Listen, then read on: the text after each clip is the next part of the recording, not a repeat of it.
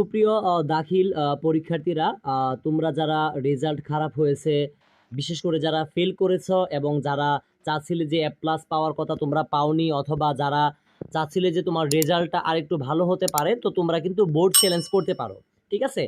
তো আসলে যে বোর্ড চ্যালেঞ্জ করলে কি তোমরা তোমাদের রেজাল্ট কি পরিবর্তন হবে কিনা সেটা আমি প্রথমেই তোমাদেরকে বলে রাখি।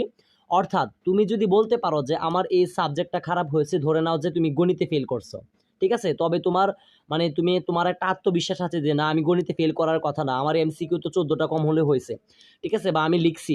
সেক্ষেত্রে তোমাকে বলবো অবশ্যই অবশ্যই তুমি কিন্তু বোর্ড চ্যালেঞ্জ করবা। বা তুমি বলতে পারো সকল সাবজেক্টের মধ্যে ভালো নাম্বার পাইছো, একটা সাবজেক্টে তোমার যে ইচ্ছা ছিল বা তুমি জানতা যে এই সাবজেক্টে তুমি ভালো একটা মার্ক পেতে পারো, সেক্ষেত্রে তুমি কম পাইছো, তো সেক্ষেত্রে আমি তোমাদেরকে বলবো তুমি কিন্তু বোর্ড চ্যালেঞ্জ করতে পারো।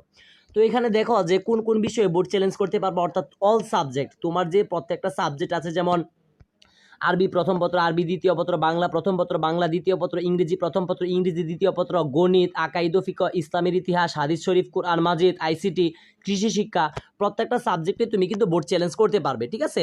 তো আমি তোমাদেরকে এখন দেখাবো যে কীভাবে বোর্ড চ্যালেঞ্জগুলো করবা খুব সহজেই। মাত্র 150 টাকা লাগবে এক একটা সাবজেক্টের জন্য। তো তোমরা একদম মনে রাখবে। তো তোমাদেরকে কিন্তু আগামীকাল থেকে, অর্থাৎ 11 আগস্ট থেকে শুরু হতে যাচ্ছে এবং শেষ হচ্ছে 17 আগস্ট সোমবার। ঠিক আছে? তার মানে কি তোমার কাছে টোটাল 7টা দিন সময় রয়েছে। এটা তুমি মনে রাখবা। তো তোমাদেরকে আমি সহজভাবে বলে দিচ্ছি। তো দেখো, তা মাধ্যমিক ও উচ্চ মাধ্যমিক শিক্ষা বোর্ড তারা কিন্তু অলরেডি একটা নোটিশ দিয়েছে, যেখানে লেখায় আছে, দেখতে পারতো, আবেদন করতে পারবে। অর্থাৎ এসএসসি পরীক্ষা 2026-এর ফলাফল, ঠিক আছে, পুনর্নিরীক্ষণের নিয়মাবলী, অর্থাৎ কিভাবে তোমাকে আবেদনটা করতে হবে। ঠিক আছে? বোর্ড চ্যালেঞ্জের জন্য আবেদন করার তারিখ, অর্থাৎ তুমি 11 তারিখ 8 মাস 2026, অর্থাৎ তুমি মঙ্গলবার থেকে আবেদন শুরু করতে পারবে এবং 17 তারিখ, অর্থাৎ আগস্টের 17 তারিখ পর্যন্ত করতে পারবে।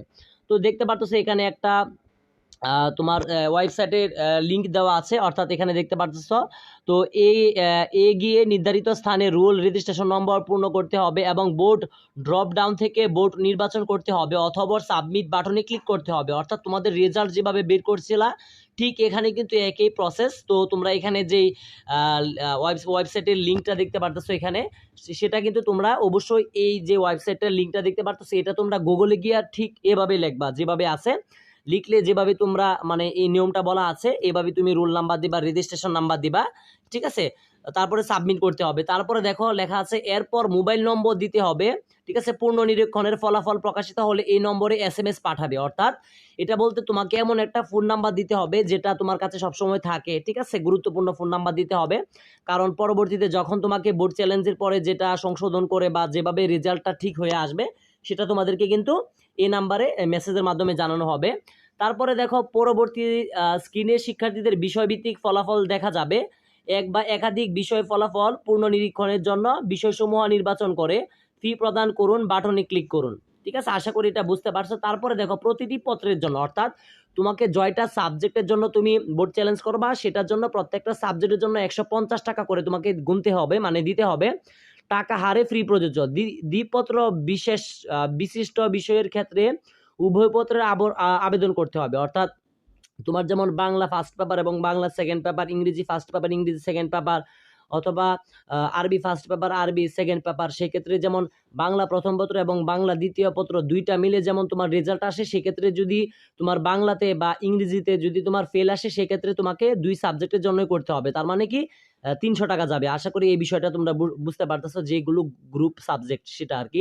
তারপরে দেখো পরবর্তী স্ক্রিনে প্রদেয় ফি এর পরিমাণ দেখা যাবে। বিকাশ, নগদ, সোনালী সেবা এর মাধ্যমে ফি পরিশোধ করা যাবে। ফি পরিশোধ বিস্তারিত ধাপসমূহ, ঠিক আছে, উপরে উল্লিখিত পোর্টালের হেল্প বাটনে ক্লিক করে দেখে নেওয়া যাবে। অর্থাৎ এটা তোমাদের এই ওয়েবসাইটে দেওয়া থাকবে যে কিভাবে তোমাদেরকে টাকাটা পরিশোধ করতে হবে।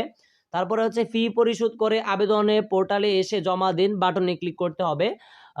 উল্লেখ্য যে ফি প্রদান করে একবার আবেদন জমা দেওয়ার পর আরও বিষয় যুক্ত করতে চাইলে একইভাবে তা করা যাবে। অর্থাৎ ফি প্রদান করার পর যদি আরও অন্যান্য বিষয়গুলো যদি করতে চাও, ঠিক এই নিয়মে তোমাকে করতে হবে। তবে এক্ষেত্রে নতুনভাবে মোবাইল নম্বর দেওয়া প্রযোজ্য হবে না। অর্থাৎ এই ক্ষেত্রে তোমাকে আর নতুনভাবে মোবাইল নাম্বার দিতে হবে না, তুমি যদি অন্যান্য সাবজেক্টের আবার করতে চাও। অর্থাৎ সহজ কথা হচ্ছে, তুমি প্রথমে ধরো যে আরবি ফার্স্ট পেপার সেকেন্ড পেপার করছো, এর পরবর্তীতে তোমার ইচ্ছা হলো যে আমি বাংলাটাও করব, সেক্ষেত্রে তোমাকে নতুন করে নাম্বার দিতে হবে না, এটা আর কি এখানে বলা হয়েছে। তবে টাকা কিন্তু ঠিকই যাবে। তোমার মোট কথা হচ্ছে জয়টা সাবজেক্টের জন্য তুমি মানে বোর্ড চ্যালেঞ্জ করবা, ওইটা সাবজেক্টের জন্য 150 টাকা করে দিতে হবে।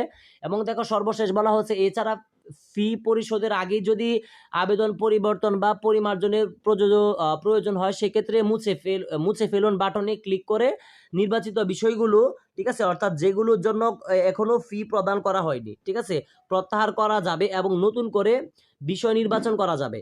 তবে একবার ফি জমা দিলে আবেদনকৃত বিষয়গুলো আর বাতিল করা হবে না এবং কোনো অবস্থাতেই ফি ফেরত দেওয়া হবে না। অর্থাৎ একবার যদি তুমি ফিটা দিয়ে দাও, মানে 150 টাকা দিয়ে দাও বা 300 টাকা দিয়ে দাও, সেক্ষেত্রে তোমাকে টাকা দেওয়া হবে না, ঠিক আছে। তবে টাকা দেওয়ার আগে যদি তুমি কোনোটা সিলেক্ট করো, সেক্ষেত্রে সেটা প্রত্যাহার করে অন্য বিষয়গুলো দিতে পারবে।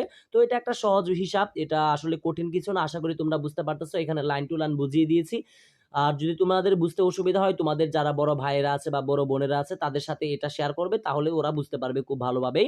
আর এখানে যে ওয়েবসাইটের লিঙ্কটা দেখতে পারতেছো, ঠিক এটা মানে তোমরা গুগলে এটা লিখে সার্চ দিবা, যে সবার উপরে HTTPS লেখা আছে, ঠিক আছে। তো এটা যদি তোমরা ভালো করে এই বিষয়টা মানে সার্চ দাও ইউটিউব মানে গুগলে গিয়ে, সেক্ষেত্রে তোমরা এই ওয়েবসাইটে চলে যাবে। আশা করি বুঝতে পারতেছো। আমাদের ইউটিউব চ্যানেলে নতুন হয়ে থাকলে অবশ্যই চ্যানেলটিতে লাইক দিয়ে চ্যানেলটি সাবস্ক্রাইব করে পাশে থাকবে।